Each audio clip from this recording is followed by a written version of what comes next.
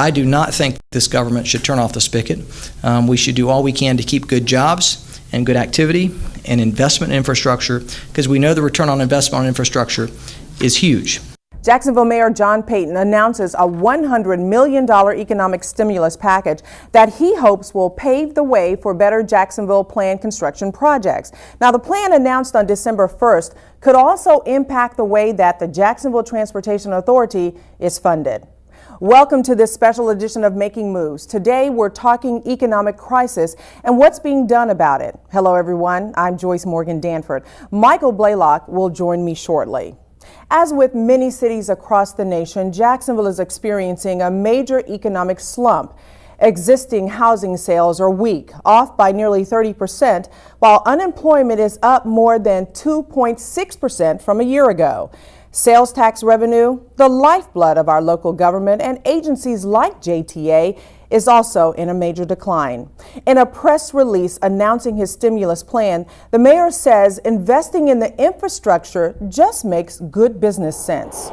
In fact, Payton says it's estimated that the $100 million that we will invest in new projects will have an economic benefit of more than $500 million and will support the employment of thousands within our city at a time when it's desperately needed.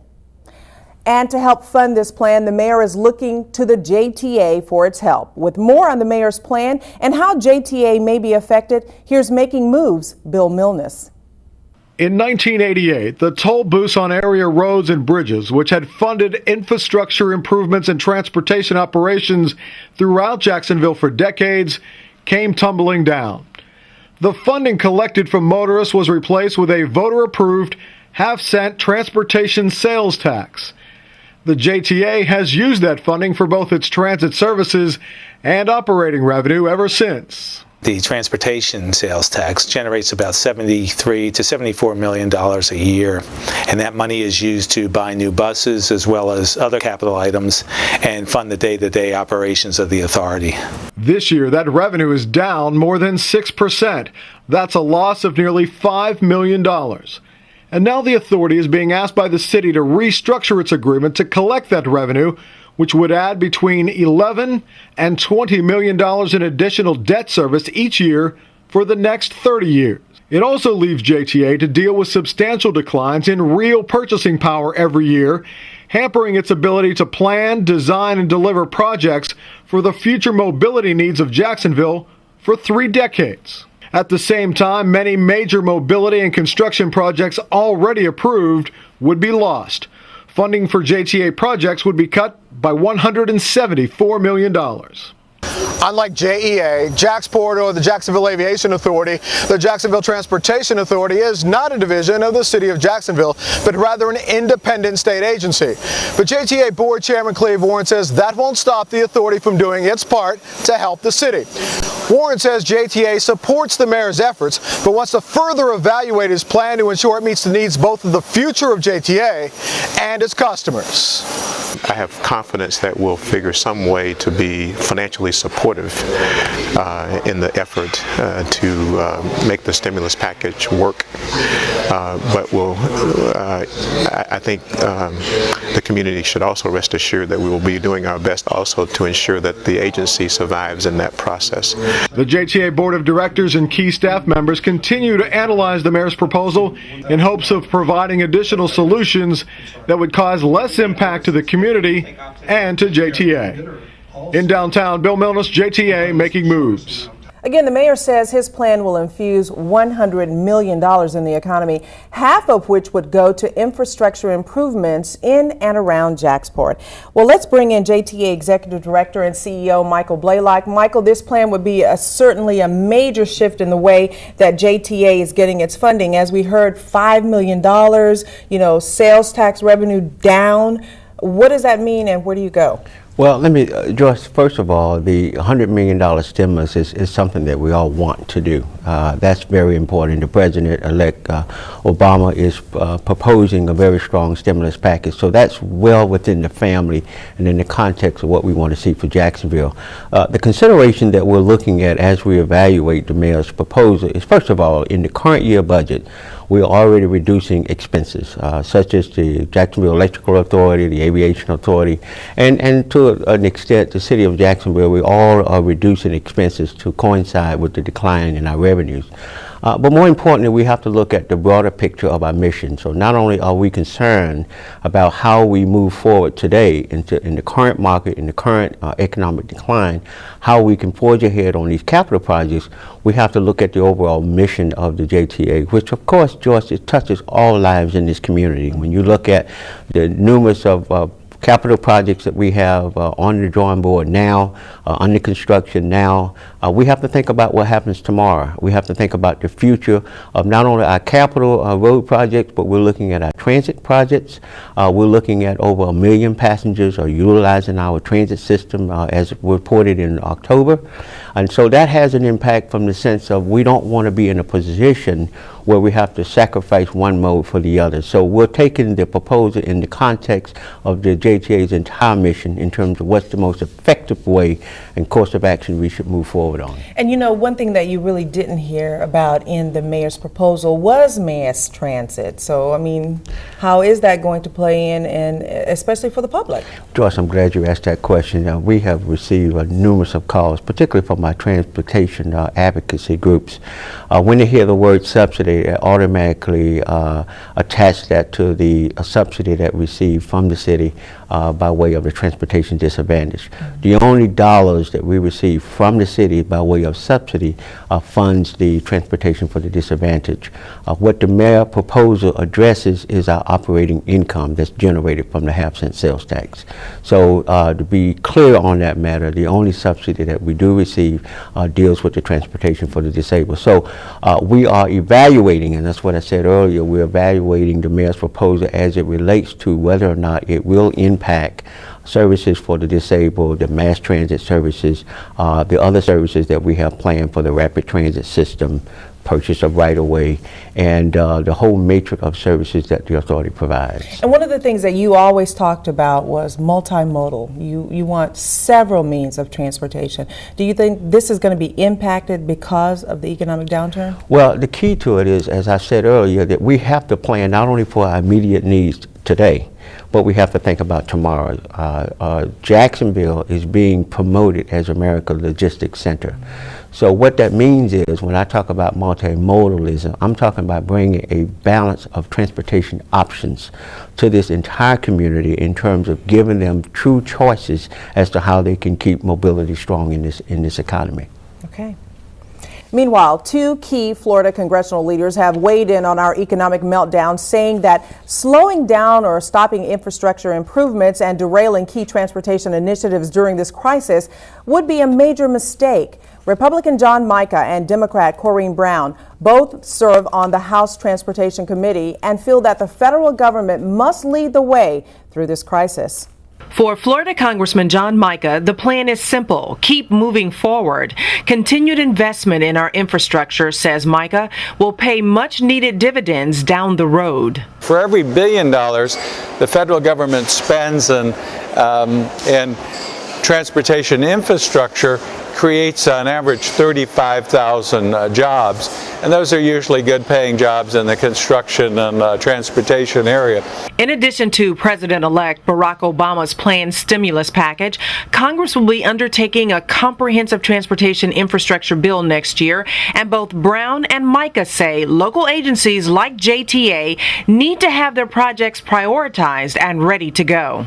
So we're doing everything we can to take the priorities, whether it's port, rail, highway, all of the things that will make Jacksonville go and grow, part of that stimulus package, both in the short term and then in the longer term as we undertake in Congress a comprehensive transportation and infrastructure bill. One of the duo's top priorities is commuter rail, which they say has two key benefits. It saves energy and it's cost efficient. Brown says the recent $15 billion 5-year rail plan, just passed by Congress and signed by the president, is just the kind of legislation that will help get this country and Florida back on its feet. it will be 8 starter systems around the country. I am hoping that Florida will be one of those systems. Any high-speed rail that comes to Florida would initially be designed for the Orlando and Miami markets. Brown says Jacksonville could easily fit into that mix. And that, she says, means new and better jobs and a mass transit system that works for the entire region. This is something that is really badly needed. I mean, this would be green, environmental friendly, and also it will move people. And just think now, if you could go from Jacksonville to Orlando in 30 minutes, you could live here and work there. It would generate all kinds of jobs and opportunities. While commuter rail could bring new jobs and new development to the region, Brown says a high-tech version of our transportation past would also help bring in additional revenue, tolls. We've got to look at a combination of how we can have revenue enhancements. And basically, you know, we removed the tolls because it tied up traffic and everything. The way they do that now, it's not the same. Now, both representatives, Micah and Brown, are actually pushing for more construction and rather than less construction. But how does JTA really do that with less revenue? Well, that's a real challenge, and that's why we're pushing so hard for a stimulus package, not only from the federal level, but obviously from the state level. We have very limited resources, and so it's just a matter of trying to balance it out to keep everybody working. Mounting revenue losses caused by rising fuel costs, reduced consumption, and a freeze on the capital credit markets has forced major personnel cuts at JEA. Those same revenue losses are now impacting roadway projects for the JTA. CEO Jim Dickinson says the Electric Authority has been forced to cut nearly 10% of its entire workforce, mostly temporary or contract workers. Along with those layoffs, JEA has been forced to cut more than $2 million for moving or installing new lines and pipes on JTA road projects just this year alone. Other work is also being deferred. We definitely want the projects that are presently under construction to continue to move forward. But then we had some that were either getting ready to go into design or maybe had been designed and not gone out for construction yet, or maybe hadn't started design. And those are really the ones we talk about that says, can we defer the design and maybe move it, shift it a year? Or Dickinson says his group will continue to work closely with JTA in order to limit the number of projects that are impacted. And he also adds that despite this current economic crisis, his agency will find projects to move forward. And Michael explained to us just how closely these two organizations work together and on road projects as well as bridge projects. Well, that's one of the beauties of the Better Jacksonville plan, is that it's brought all of these organizations together in trying to reduce the duplication of work. So we are able to manage a lot of the JEA's utility relocation contracts. So it's been a very, very strong and positive relationship. But you know, we also heard that JEA just laid off a lot of workers. How is this going to impact JTA? Will that also move in the same direction with the Transit Authority? George, we're trying very, very hard to avoid that, and that's why we're working feverishly in evaluating the mayor's proposal, because it could be impactful in a lot of areas, not just the capital projects, but of course the operation of the agency and sustainability as we move forward. So we're not taking it lightly. We strongly agree that we should keep work going, take advantage of the market prices that we're receiving from the contractors. And clearly, if the contractor's not working, it creates a trickle-down effect for the whole entire community. So we're moving decisively as possible to make sure that we have a good balance at the end of the day. Okay. Well, still to come, we'll hear from the Florida Secretary of Transportation on how DOT is managing the recession and what it means for projects in your area. The final leg of the Wonderwood Connector opens to traffic, and the JTA hits a major milestone. We'll be right back.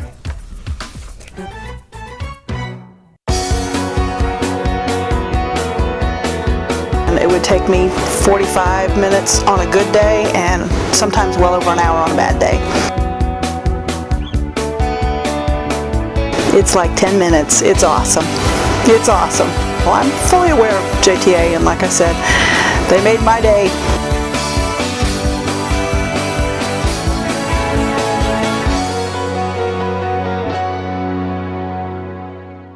You're watching JTA Making Moves, honored by the Florida Public Transportation Association with its 2008 Award of Merit.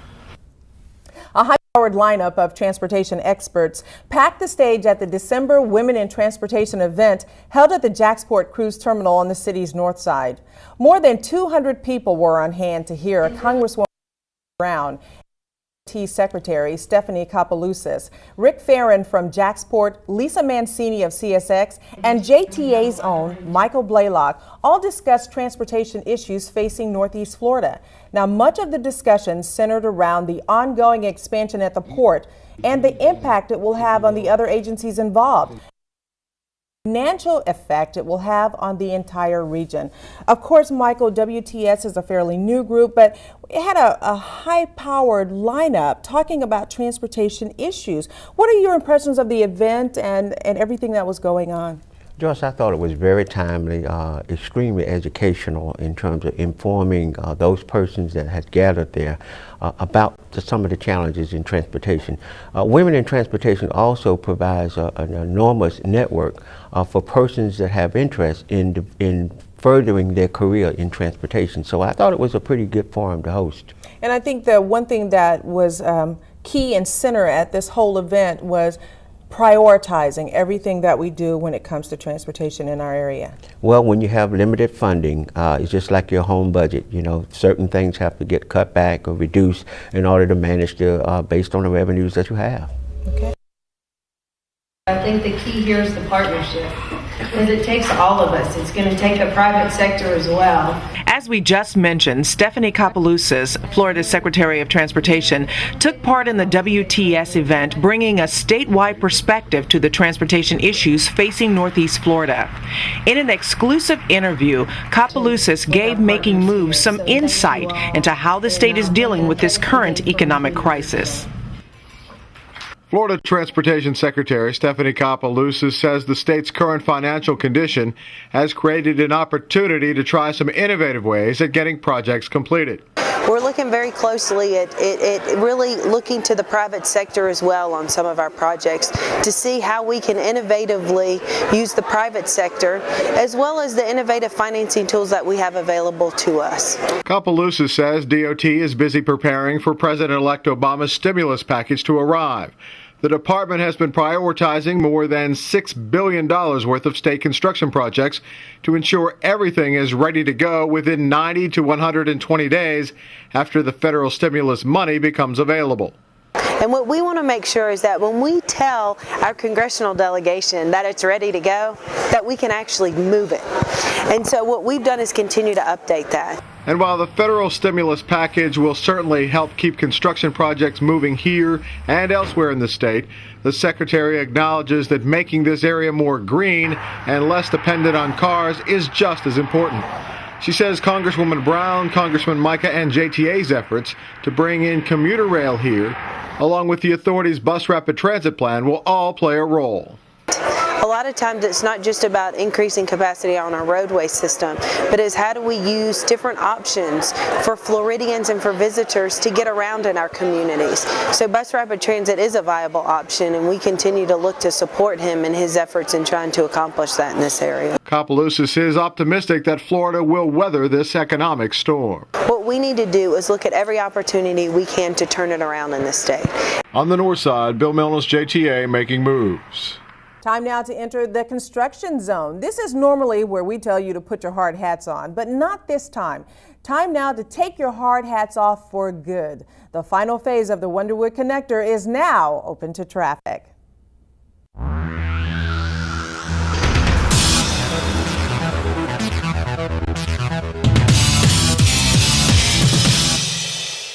We widened, we did utility work. We replaced 3 bridges, the ones at Cowhead Creek, Gin House, and Jones Creek. This included the lighting, as I said, the water, the sewer, the gravity sewer.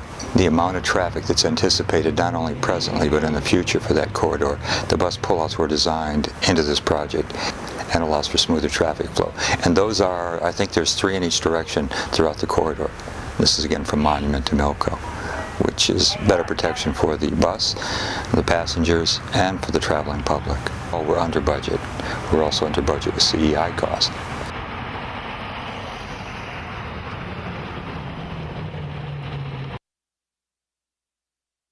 is that Joyce, that the song says, "A long time coming." we are so excited about the opening of the Wonderwood Expressway connector system, which again gives you a major arterial from east and west evacuation route from the beaches. And it also strengthens our position to offer Mayport as another facility for aircraft carrier. So it brings a strong economic opportunity to that region, and it also reinforces the authority's mission. That's why we planned these projects 30 years ago, and now you're beginning to enjoy the benefit of it. That's what makes the legendary approach that JTA takes in terms of forging and planning for the future. And that's why all these things that we're talking about with the mayor's proposal takes into account not only what we're dealing with today, but what's going to be needed for tomorrow. And I do love the new Wonderwood connector. Absolutely love it. And the Wonderwood connector isn't the only milestone the JTA is celebrating these days. Bus ridership in October topped the 1 million mark for the first time in 25 years. Despite plummeting prices at the gas pump, 1,017,000 passenger trips were taken on JTA buses during October. The last time that many individual trips were taken in one single month was back in 1983. The October total was up 124,000 from the same month last year. That's a 14% increase. And Michael, were you just absolutely shocked, blown away, and stunned by October's numbers? Blown away, Joyce. As you pointed out, it's been since 1983 that we've seen those kinds of numbers. Again, that came as a result of listening to the public, redesigning the transportation system to take people where they want to go, when they need to go. So again, that's another consideration that we have to evaluate as we look at the mayor's proposal, how it might impact our ability to continue our redesign of the transit system. Okay. When we come back, we'll hear from you on how you're dealing with this economic crisis and some final thoughts from Michael Blaylock. But first, take a look at some changes coming January 5th to several JTA bus routes.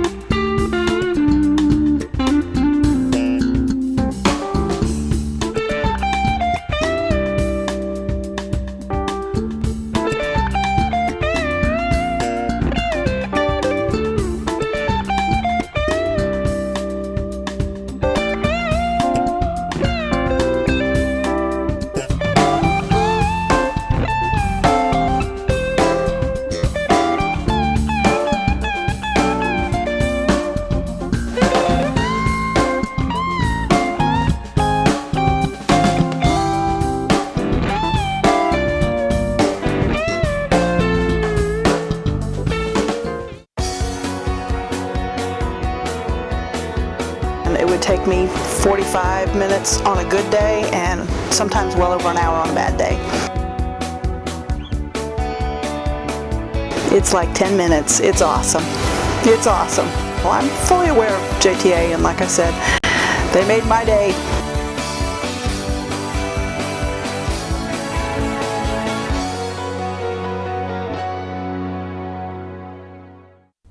We've heard from all of the experts about this recession and how it's affecting the city, state, and of course the JTA. Now it's your turn. We wanted to know just how you're coping with our current economic state of affairs. So we've sent our cameras out to talk with you. It's called The Pulse of the People. I think any way that we can connect downtown. You don't know whether you're going to have to buy some food or... I stay at home more. I own a motorcycle and I own a truck. Having to be a little more budget-minded, actually, than I have been. 2 weeks into my brand new house I bought, thinking everything's going to work out, everything's good, credit's great. got laid off. I'm just glad I have a job. The slowing down economy really hasn't affected me. I still have a job, I still have a car, still have a roof over my head, and gas has gone down, so I'm actually doing great. And if you have a suggestion for a future Pulse of the People question, just email us at makingmovestv@jtafla.com. And Michael, as we've been talking about, the economy is really changing the way we're going to be doing business for a while at least. Your final thoughts on all of that?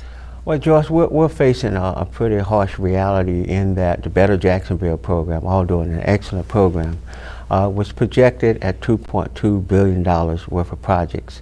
But included in that was not only capital projects, but JTA's pledge of its transportation sales dollars to help not only fund the capital projects, but to continue to fund our operating needs.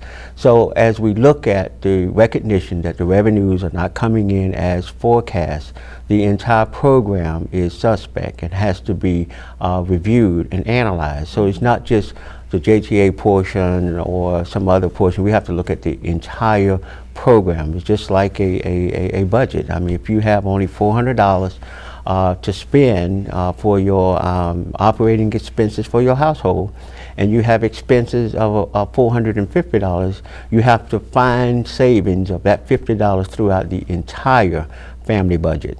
And so that's what we see with Better Jacksonville. It is a complete program, not just capital, but it has an operating component and a critical operating component that allows the JTA not only to plan for today, but plan for tomorrow. So when you see roads like Wonderwood and Butler Boulevard corridor, that came about 30 years before they actually came to fruition. So we have to have the operating income to continue to plan for those facilities, as well as rapid transit, commuter rail, and other modes of transportation that we're trying to keep viable, make viable in our region. And so that means everybody has to work together on this. Yeah, everybody has to work together with this. And we have a good model. You have a strong organization. JTA has done a tremendous job in this community, and so we want to keep it that way. Okay. And thank you for joining us here on Making Moves. Be sure to look for us every second and fourth Sunday at noon right here on WJXT Channel 4, or watch us anytime online at www.jtafla.com. For Michael Blaylock and the entire Making Moves team, I'm Joyce Morgan Danford. You go out and make it a great day.